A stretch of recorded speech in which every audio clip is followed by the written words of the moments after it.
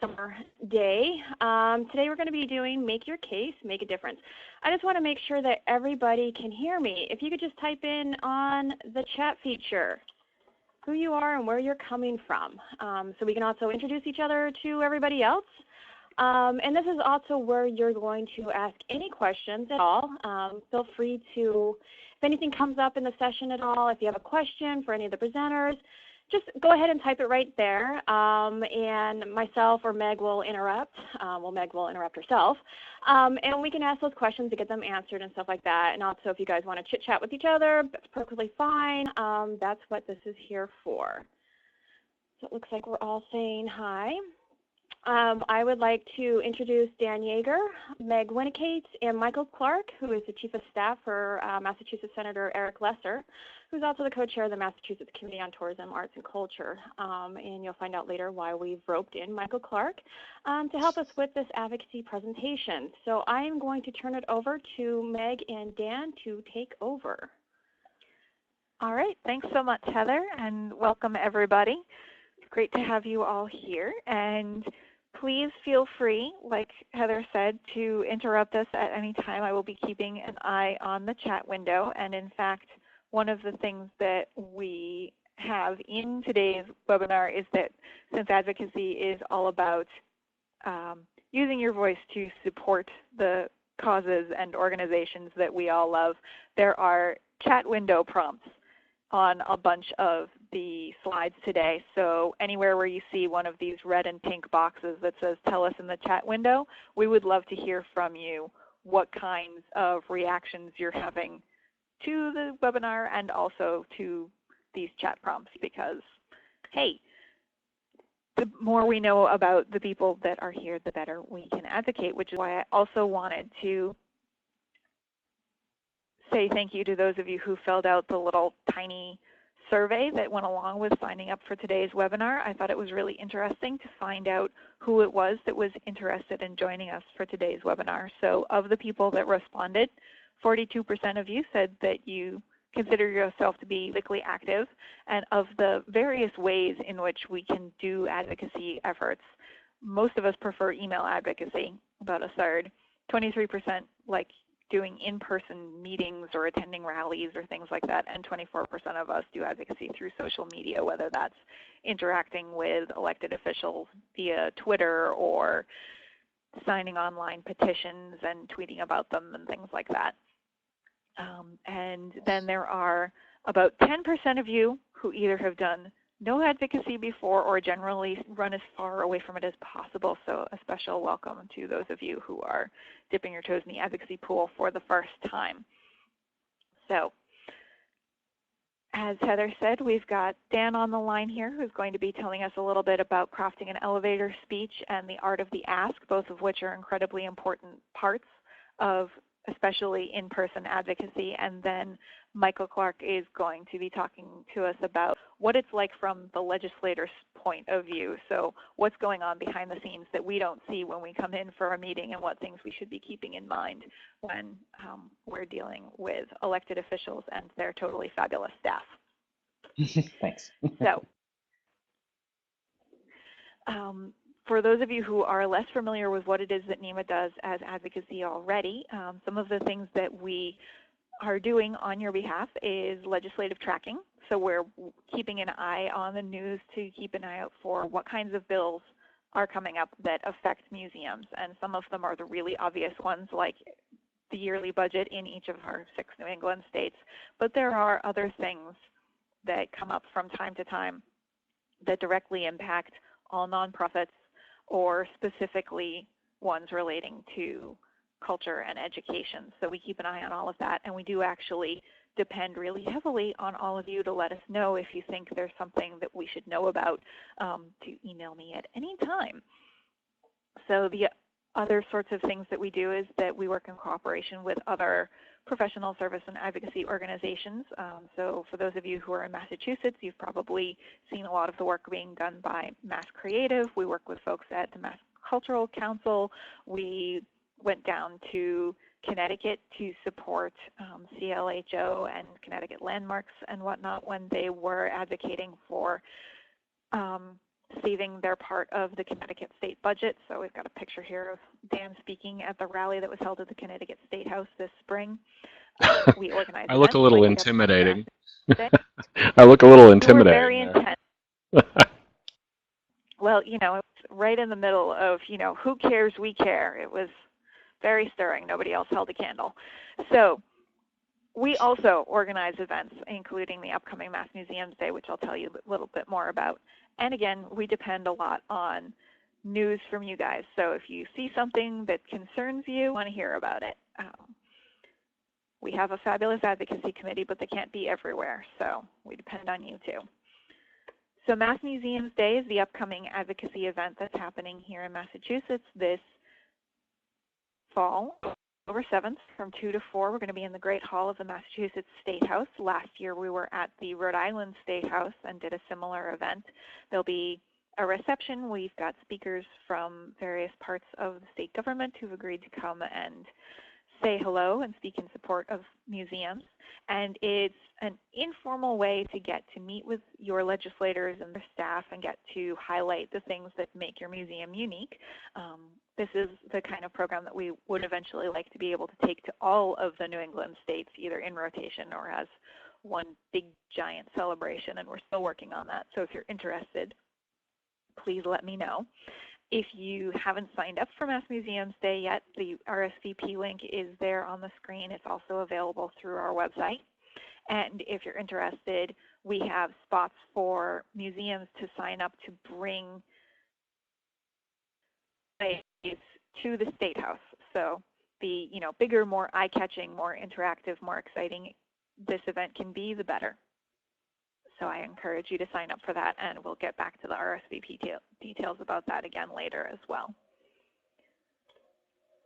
So now I'm going to turn it over to Dan, who's going to tell us a little bit about how to craft an elevator speech and turn that into asking for what you need when you're having a conversation with a legislator.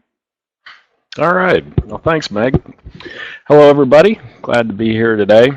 So to be a good advocate for your museum or cause or whatever, it's absolutely essential for you to have the so-called elevator speech ready for just about any occasion. You need to be able to tell your story effectively in 1 minute or less. Now, in theory, this is the amount of time you have to impress somebody who's gotten onto the hypothetical elevator with you on the ground floor and is riding all the way to the top. The elevator speech is sort of like your verbal calling card. It's used in casual situations like networking events, and you can even use it in more formal situations like job interviews or specifically to advocacy visits with your legislators and so forth. So to create the perfect elevator speech, what you want to do is hone your experience and accomplishments and aspirations into a concise mini presentation, as it were, and then memorize it so that you can draw it out of the recesses of your mind whenever the situation warrants. Your goal with an elevator speech is to create an extremely positive first impression of confidence and poise so that people will remember both you and your message. A good elevator speech makes others recognize you as a confident leader, able to articulate your museum's mission, and respected for your knowledge and your ability to inspire. So here are a few suggestions to help out, not just in your advocacy efforts, but maybe in many situations throughout your career. The first thing I want to do is point out that the best elevator speeches aren't a speech at all. They're elevator conversations. So your goal isn't really to educate the listener. Your goal is to engage him or her. The best way to do that isn't to deliver a soliloquy about yourself. That's generally boring and makes you look kind of like a narcissist, not very impressive. Rather, what you really want to do is to have some extremely compelling phrases and stories locked away in your memory that you can draw out to give your listener information about you while making the whole exchange appear very natural and interesting and conversational. So as you can guess, you have to be ready to ad-lib a lot in your elevator situation. And the key to successful ad-libbing is to break your elevator speech down into manageable chunks, into little modules or sound bites, as it were, to insert or remove as the situation warrants. So how much time do you have to deliver your speech? Well, that depends on the situation too. How much time can you keep your audience interested in what you're saying? The general rule of thumb, as I said, is 1 minute at most. That's sort of like taking the elevator all the way to the top floor. But sometimes your listener is only going to the 10th floor, so you only have 30 seconds. You need to be prepared and flexible. Now, I want to address something up front that it's a fear that a lot of people have about feeling somewhat phony when they deliver a bunch of memorized information to a stranger, say, to your legislators. This great fear of looking kind of phony. It's sort of like delivering a sales pitch. Well, it is phony if you deliver it kind of like a hard sell, if you're talking only about yourself. But if you do what I suggest, and that's to turn your elevator speech into a conversation, you're going to understand that you're going to come off an awful lot better. So you need to be aware of your listener and find a way to relate to them. And if you do that, you're going to be really impressive. So here are my top 10 tips for developing the content of your elevator speech, whether it's to a legislator or really to pretty much anybody that you might find yourself in a situation of talking to. First of all, keep it very simple. Your elevator speech should seek to deliver a handful of memorable, sticky ideas, as I call them, that your listener will remember forever. These key sticky ideas are the framework around which you organize the entire conversation. Now, ideally, you won't have more than one or two key ideas. Any more than that, and your listener's eyes will glaze over, so to speak. So you have to ask yourself, what do I want the listener to most remember about me? Second, tell what is unique about you and what you do. So you don't just work in a museum. You're the audience engagement specialist at a museum, and that museum is a pioneer in using virtual reality to create memorable visitor experiences, or whatever the case might be. Be very specific. Communicate why you and your institution are special. Third, make it exciting. You got to create a presentation that quickens your pulse first and foremost. So if you're excited, your listener is generally going to be too.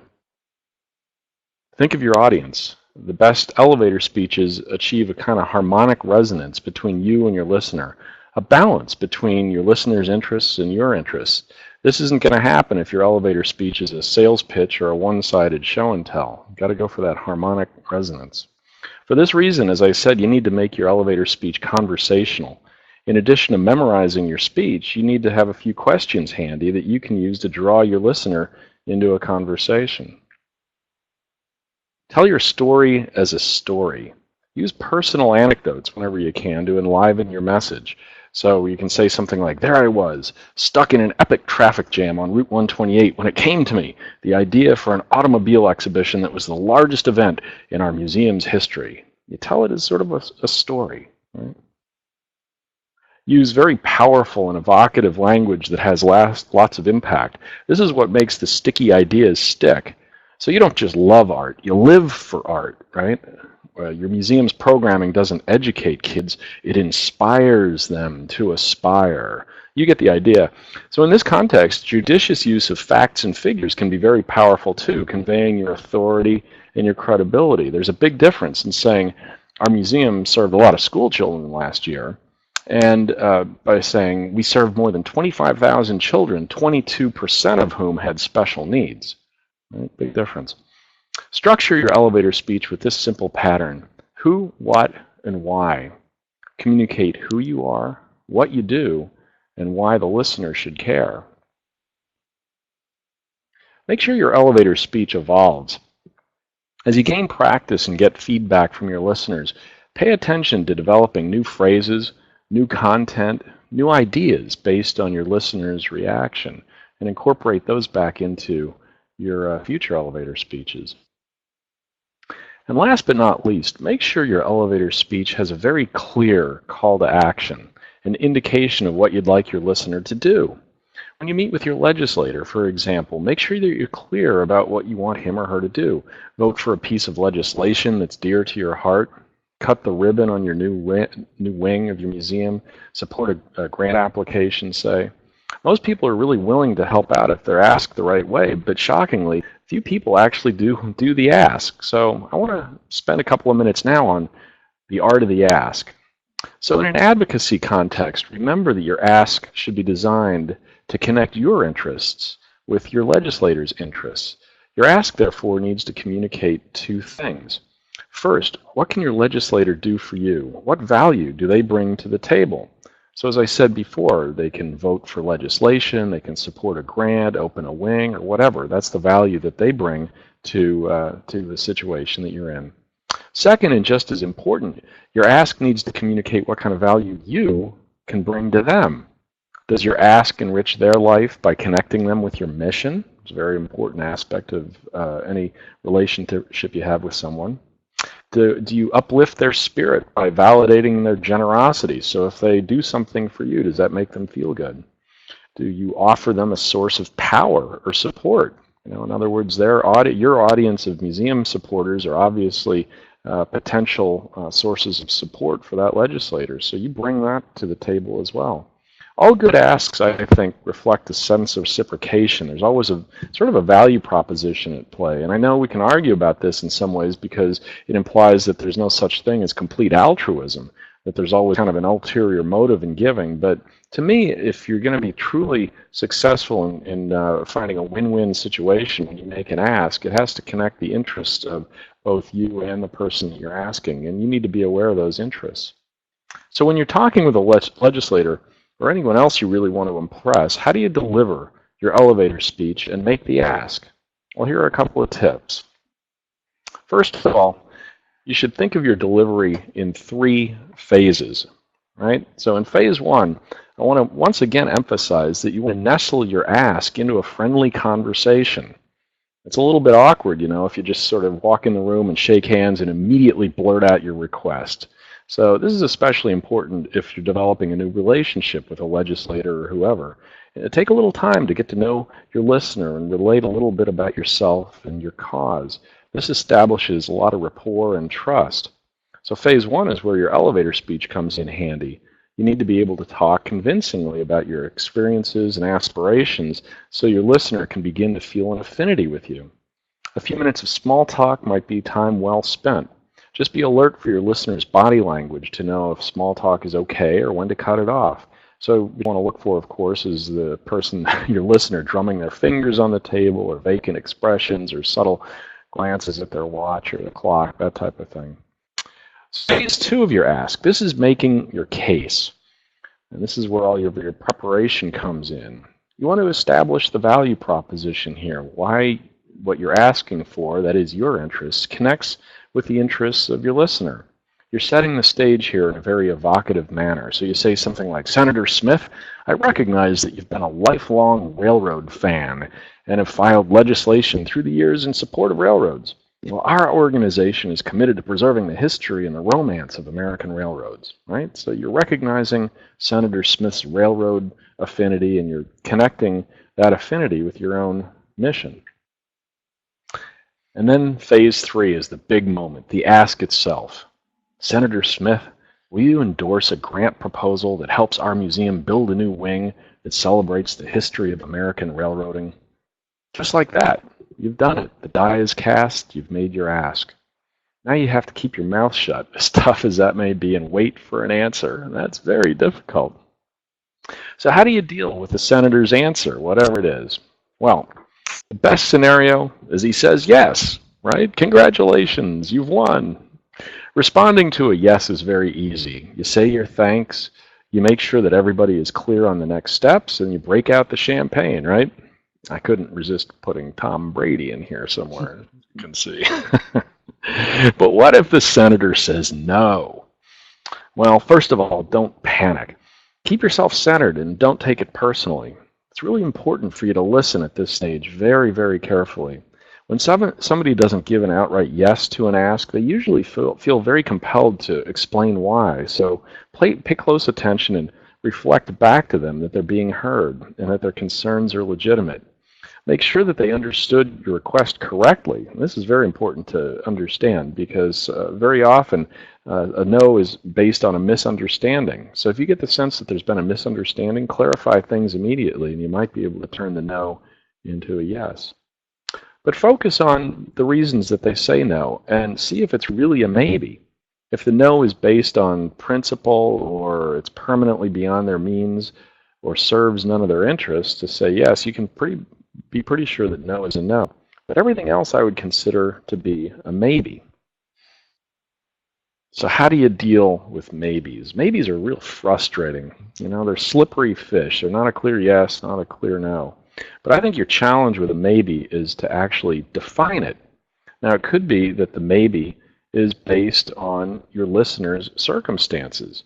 If something changes in his or her life, the maybe might transform into a yes. For example, using the Senator Smith example, perhaps he can't support your grant proposal this year because he's already put his support behind another proposal from the same agency, say, something like that. But next year, he'll be able to support yours, that is. So perhaps the maybe can be eventually turned into a yes in this instance. It could be that the maybe is based on your circumstances or the relative value of your ask. So here the ball is in your court to change the maybe into a yes. So if something changes in your life or at your museum, or if you amend the nature of your ask, perhaps your listener will come around. For example, pretend you've just asked your boss for a raise, and the boss says, well, you know what, there's not enough money right now in the budget to give you what you asked for. So hearing that, you might say to yourself, well, this is a definite maybe. This is something that I can work with. And so you create a scenario for your boss in which you get a grant maybe or land a client. Could some of that go towards your raise? So in this case, you've just changed the value proposition of your ask. You're now aligning it more with your boss's interests, right? And you're paving the way for a yes. So you've changed something in your circumstances or the relative value of your ask. At this point, though, you have to ask yourself if you're willing to turn your ask into a negotiation.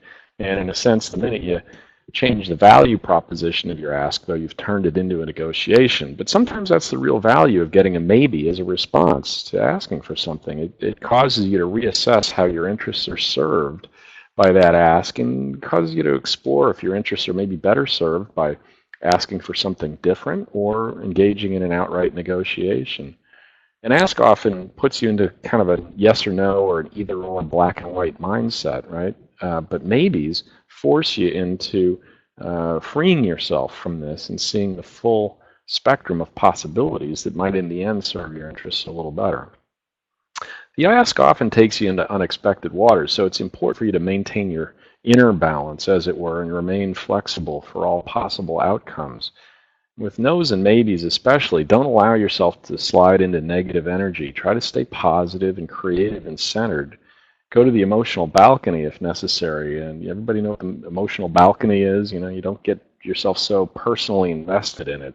And you recognize that your ask doesn't define you. You know, it might seem very important at the time, but you're always, you know, trying to think about what your relationship with this person is that you're doing the ask, and not so much being successful on this particular ask. You want to pave the way for future asks. So whether the answer is yes or no or maybe, it's extremely important to say thank you. It might seem obvious, but make sure you express your gratitude, especially if it's a no or a maybe. Your goal should be to cultivate a strong relationship with your legislator or whoever your listener is and pave the way for the future. Thank you. And saying thank you goes a long way to that end. So after you've offered your effusive thanks, you want to make sure you wrap up the conversation by recapping next steps. If you've just gotten a no, especially a provisional no that is really a maybe that might turn into a yes, make sure you ask their permission if you can keep in touch and contact them again when circumstances change. And whatever you do, follow up on your promises. If during a legislative visit you promise you'll send more information about your museum, make sure you do it. I know this is sometimes hard to do after you return home from the visit and life intervenes and so forth, but again, if you want to develop a meaningful relationship with them, it's important to deliver on your commitments. So we'll speak a little more in depth about follow-up in a couple of minutes or so. Well, those are the key elements of a good elevator speech and the fine art of the ask. And I'm going to give a little plug at this moment for next month's Lunch with NEMA. If you want to get a little deeper into the subject of presentations beyond the elevator speech and so forth, I recommend that you tune into next month's Lunch with NEMA, when I'll be talking about how to give the best NEMA presentation ever. We promise. So, back over to you, Meg.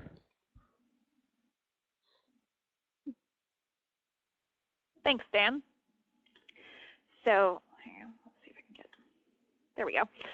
So that was a really great overview on how to start crafting your story and thinking and actually using what kind of language do I use to craft this story, and how do we actually have put together a story crafting worksheet for you that's available on our advocacy resources page on the website. So the link is right here. And it's available for download. It's got a couple of prompts where you kind of think, okay, what is it that all stories need?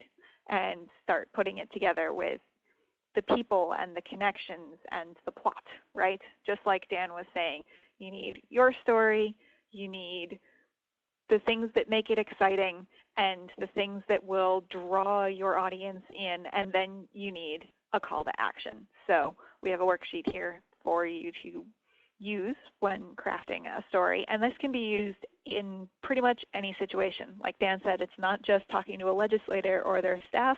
It can be someone in your more local government. It can be a board member. It can be someone who's a potential funder. These things are eminently mutable for as long as you are flexible enough to think about who your audience is. So to that end, doing your research is incredibly important. Like Dan said, numbers can have a lot of impact. Specific numbers of school children served, or specific numbers to do with the number of people you employ, or your economic impact in the greater area. Those are the kinds of things that people are interested in hearing about. But certain people are going to be more interested in some figures than others, which is why it's great to do your research before you go to have a meeting to think about what is it that really appeals to this person. You know, this person has supported lots of bills that have to do with small businesses. Well, what numbers can I bring along that demonstrate how museums, too, an awful lot of them are small businesses, and here are the impacts that we have in our community. People are really interested in education. You're not going to use your business numbers so much. You're going to be focusing on the people served, et cetera. To that end, NEMA provides some tools to help you with providing numbers. There is the NEMA Stats program, which I know some of you participate in, so it's always worth checking with your museum to see if you're part of it. But we also have a public anonymous version that you can email and request to take a look at. There's also other organizations that do programs like this. Some of you probably also, again, participate in NEFA's Culture Count or have participated in Creative Round, which is their website for linking artists with venues and organizations and things like that. But they've got a lot of interesting statistics as well. And of course, there are other groups like AAM and IMLS, et cetera. So if you have any suggestions on other places that people could be going looking for that kind of information, news that affects the museum field, please tell us that in the chat window. Let us know where else you go looking for numbers. And again, these are your potential allies. Along with NEMA, there are the state-based organizations, a handful of which are up here on the screen. Some of them are going to be your local resources, whether that's your town's cultural council, whether that's something that is regional, whether that's going all the way up to AAM or one of the other national genre-based kinds of organizations. It can also just be somebody in your neighborhood who's got similar issues and concerns. There may be an issue that you can partner with schools in your area or performing arts organizations or anybody else who might be affected by the same kinds of issues that your museum is, and they make for natural partners because they're right there.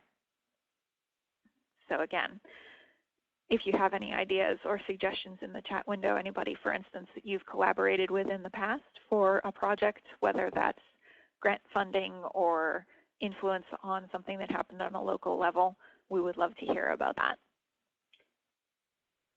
And now I'm going to turn it over to Michael Clarke, Chief of Staff for State Senator Eric Lesser, to talk to us a little bit about what it's like when you actually hit the office of a legislator if you're doing a formal meeting, and what kinds of things are good to know. Well, thank you, Meg, and I'm ready. I'm here. I'm good to go. And hello to everybody. Like Mike said, I work for Senator Eric Lesser, who is the Senate Chair of the Massachusetts State Senate Committee on Tourism, Arts, and Cultural Development. And so we have a very strong interest in promoting the arts and culture and tourism, not only where we live in Springfield, Massachusetts, but across the Commonwealth. And we're excited to partner with NEMA for Massachusetts Museum Day coming up in October, and I hope a lot of you will be there. It's going to be a great day, and I think that's kind of why I'm here right now, is to talk about ways that you can be more effective when you come to our offices and lobby us. And this is not just a matter of coming to the Massachusetts State House, but I think that these are tips that are probably applicable in Connecticut and Rhode Island, New Hampshire, Vermont, Maine, all over, everywhere that NEMA covers.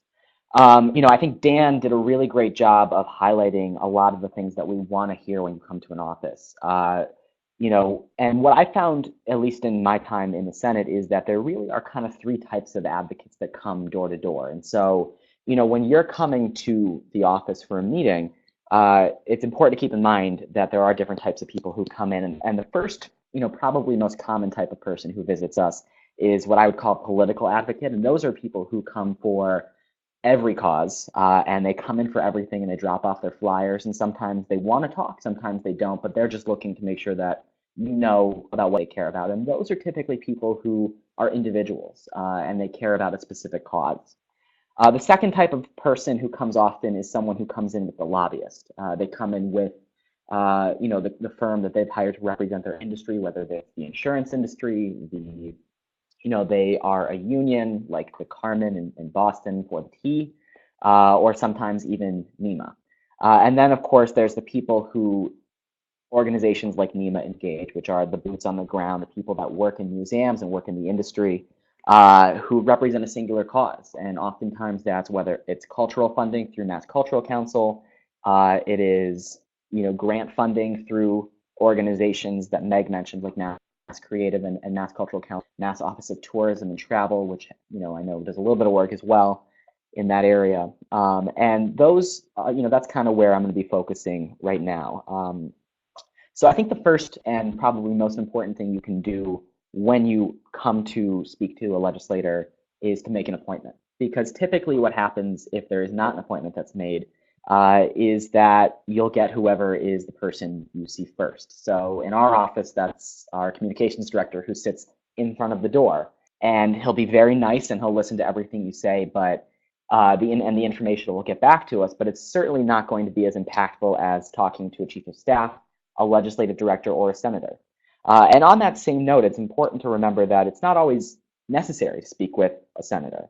It's helpful to speak with a member, but it's not always necessary if someone like me or someone like a legislative director who really does help shape the priorities for our member, is there to listen. And so if you call for an appointment and you're offered a slot with the chief of staff, with the legislative director, it's just as good sometimes, if not maybe even better, because we typically have a little bit more time to talk to you. We can get a little bit more down into the nitty-gritty of what you're looking to get accomplished. And we can bring that information back to our bosses. Dan, like I said, did a really great job of highlighting what really should be part of that speech or that pitch to us. And it's always good to come in with a specific set of things that you need, whether it is a ribbon cutting at a museum or a new exhibit, whether it is support of a line item, whether it's support of a grant, whether it's a letter of support for a grant, things like that. And when you're meeting with a legislator, it's incredibly helpful if you're actually from the district. So I don't know if the Springfield Museums are on here today, but if someone from the Springfield Museums came and spoke to us about the things that they needed, that's incredibly more impactful, at least to the individual member, because it's someplace that we've brought our kids, it's someplace we went as students, it's something that we're really familiar with. Obviously in our role as chair of the Tourism, Arts, and Cultural Development Committee, we, are interested in museums and culture across, the state. But, specifically when you come to the State House with a legislator, it's always helpful when it's your own. And that way they have a little bit more stake in it because it's someplace they've been. specific information about, the impact on the district. How many students come, like Dan said, how many special ed students come, what are the numbers of visitors? And, I think Dan also mentioned that economic impact. And I think that economic impact is really important because we know that cultural and tourism-based economies generate around $7 for every dollar we invest. So we want to know what is our return on investment when the state puts money into things like culture, to promoting museums, things like that. A specific ask is always really important because it is something that we can commit to. And I will say that typically, the member will be pretty clear with you about whether they can or they cannot do something.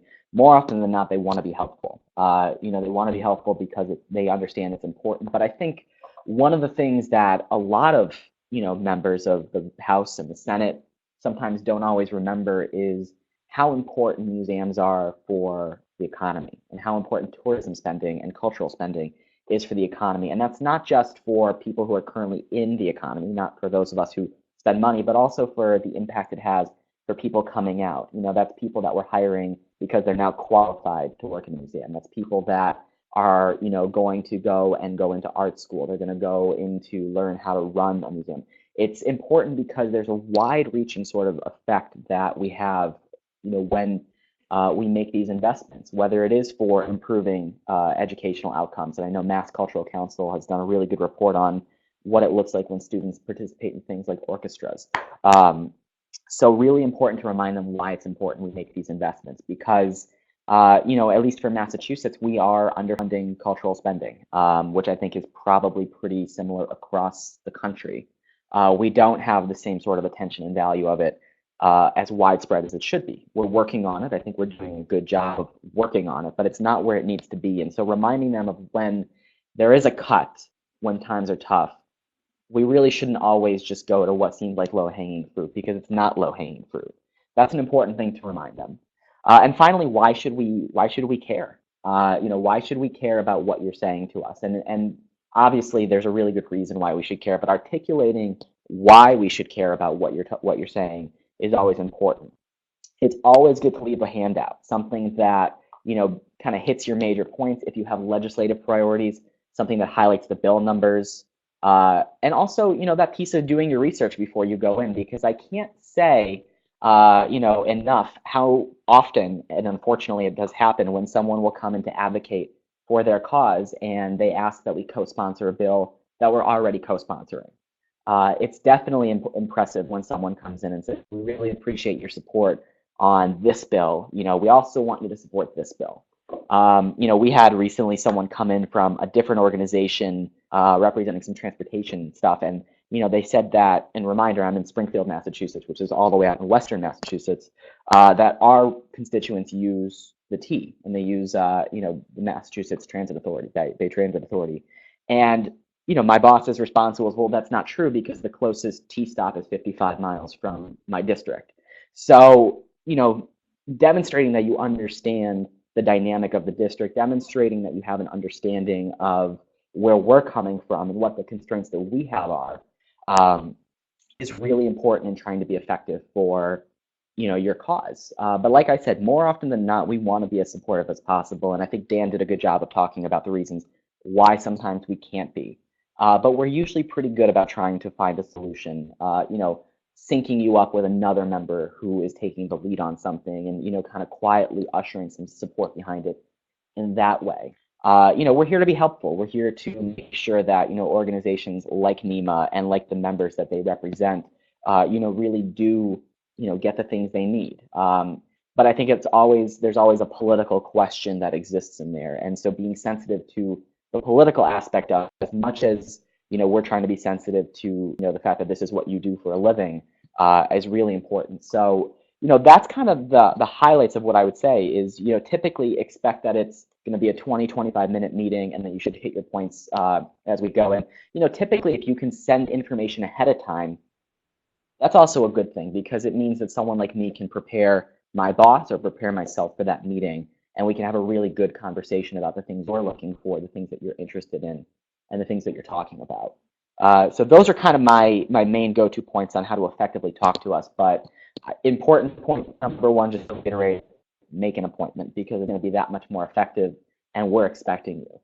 When you come in and there's no appointment, we're always happy to see you, but I might be in the middle of writing an email, I might be on my way out to lunch, you never know. So when I'm ready for you, when my boss is ready for you, when every senator or rep is ready for you, we can have a much more informed and effective conversation about the things that you want to talk about when you come to see us.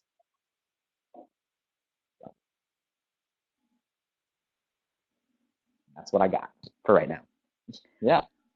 All right, that's great, Michael. Thank you so much.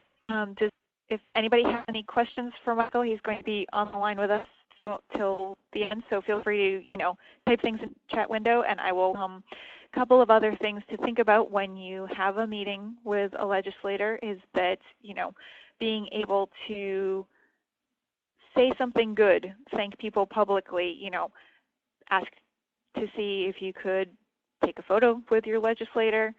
And remember, the worst that can happen is that they say, gee, I really can't make any promises about that at this time. Thanks for coming in to see me. I appreciate your concerns. And really, the worst thing that happens is that you've started a conversation that you can pick up later, like Dan said. Even things that are initially a no, then at least they know you and they know why things are important to you, and you can have another conversation again later. Certainly, the idea of sitting down for a meeting like this can seem intimidating, but it really doesn't have to be. So, I'm having trouble getting that. There we go. After a meeting, really important to follow through, and I will get back to that in a second. Don wants to know, Michael, how important or useful are digital correspondence or social media interactions, given that those are both kind of popular, as we saw from the stats earlier on. How much impact does a conversation over digital means have? That's a great question. In person. I think that depends on who you're talking to. So my boss is 30 years old.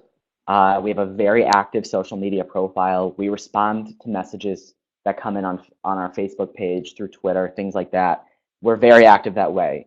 But there's members of the Massachusetts State Senate who literally just signed up for Twitter and they don't know how to use it, so their staff does. So it's really a matter of knowing your audience. I would say, if at least if it's an industry-specific sort of request, you want to sit down and talk about things. The best way to get something on our schedule or brought to our attention is really to make contact with someone in the office.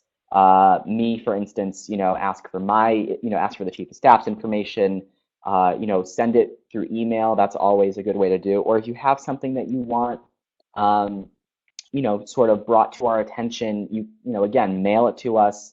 But always picking up the phone and making contact with the office, I would say, is the best way to get our attention. And you're right. It does depend on, it is changing with the younger generation, but it's, you have to have a little sensitivity to just how much content is coming in, and how we have to differentiate what's important and what's not important.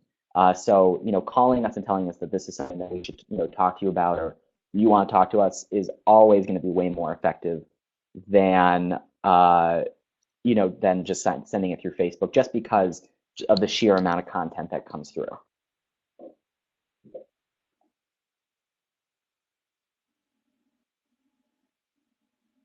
All right, excellent. And we've got another question from Elizabeth, who wants to know if there's a legislator that you want to speak to who opposes your point of view, or a specific person to send to talk to them. Is it the executive director, board members? Who should be the one kind of carrying? Well, I guess sometimes it's not always, and maybe this is counterintuitive, but maybe you don't want to spend as much time talking to the people who don't agree with you and spend more time trying to convince the people that don't know about you. Because if you can build a majority of people, or you can find someone who's going to be a very passionate advocate, it's going to typically be more effective in the long run than trying to get somebody who's never going to vote for your amendment or never going to vote for your bill on board, because they're not going to. They have their own constituencies. They have the things that they need to be concerned about. So a great example, this past budget, the Mass Cultural Council got cut. Everything really got cut because we had some financial difficulties in the state and we were expecting a big shortfall. Mass Cultural Council has a strategic plan. Their plan is to advocate for an additional $3 million a year in funding every year for, I think, 3 or 4 years. And Senator Dan Wolf, who's on the tourism committee but not the chair, really took the lead in that. Not because we weren't, we took the lead on it too, but if you find someone who has, the political capital, has the ability to move, members that, their colleagues in the Senate or in the House, then it's going to be more effective in the long run than trying to convince somebody who vehemently opposes your point of view.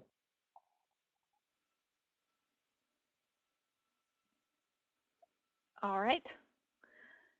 Thank you again. And again, if anybody's got other questions, please feel free to keep writing them in the chat window. I'm perfectly happy to interrupt myself. But getting back to the idea of wrapping up your meeting, thank you for following up most important things. Like Michael said, leave behind both your information and information about the topics you discussed. If you promised to answer questions that they had that you didn't have the answers to right at your fingertips, make sure that you follow up with that in a matter of days. Email works, or a personal handwritten letter is still a very fine thing. It is, of course, important that in order to answer those questions that you keep track of what gets asked in the first place. Nobody minds if you walk in there with a folder. And again, with the photo op saying, thank you for meeting with me online via your Twitter, link to their account, include the photo op. People enjoy that because, hey, everybody likes being thanked publicly. It's a very nice thing. And so we still have about a little over 10 minutes left. So it's your turn for any other questions. Yes, excellent follow-up tip from Dan. Which, Dan, you can actually say it aloud. Invite people to your museum. Yeah. Say, oh, hey, you come want out me to and say visit it? us. We really appreciate it. I Yes, forgot. I have the mic too. Yay! This is something though that a lot of folks kind of forget about, but you'd be amazed at how many legislators, perhaps haven't heard about you, haven't visited, have always been meaning to come out. And this is such a simple throwaway kind of a thing. Have them come to the museum sometime, and especially if there's a new exhibition or something they can attend an opening. Most legislators, what's the saying? They'll open everything, like an envelope or something. They never miss an opening. That's the kind of thing that that folks tend to love, and it's so easy for you to do. It's a no cost kind of a thing. So make sure they're looped in. Also ask if they want to be put on your mailing list or something, just to make sure that they get your information. So anyway, those are very low cost things for you to do. Yeah, Dan, those are actually really, really great points that I kind of forgot to touch on, because one of the best ways to convince us that we should be interested in what you're talking about is by letting us see it firsthand. And oftentimes, if it's a museum in our district, we're going to have been there, but it's we want to know more about it. We want to be able to sell it for you because there's that emotional connection there too. And don't be afraid to talk about that emotional piece of it, because a lot of us do have sort of like an emotional connection to things like the Science Museum that we visited as a kid, things like that. And again, the mailing list is also helpful because it might be something we want to go to. It might be an exhibit we're interested in. But it's always good to let us know what you're doing, because if you're doing a lot, then it's really helpful for us to know how active the museum really is and why it is such an asset.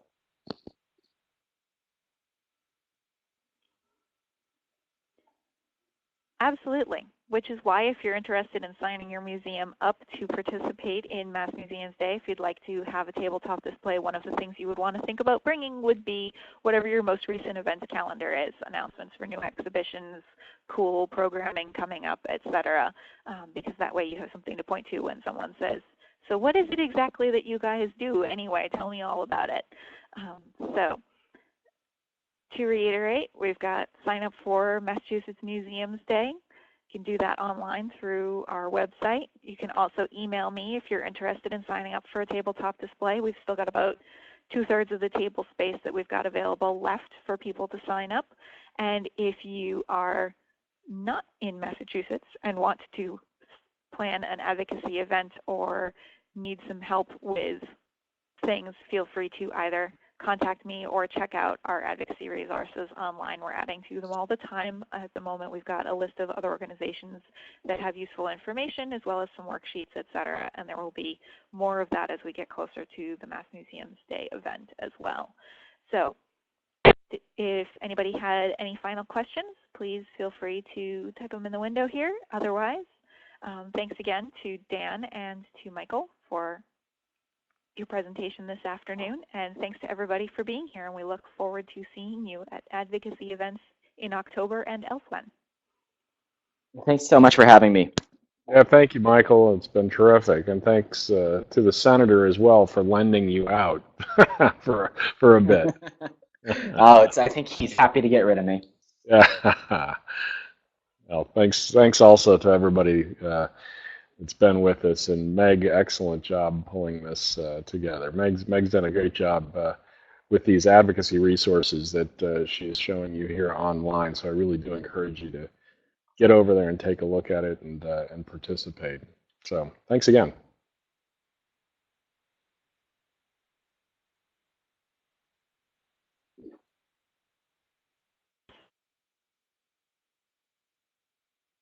Who's Drinking About Museums co-hosted event at the Nichols House in Boston. So we'll get some house tours of the Nichols House, get a chance to do some model conversations so that you can try out your advocacy pitch, and then I'll go out to have a nice toast afterwards. So thank you all for being here. Okay, thanks, Meg.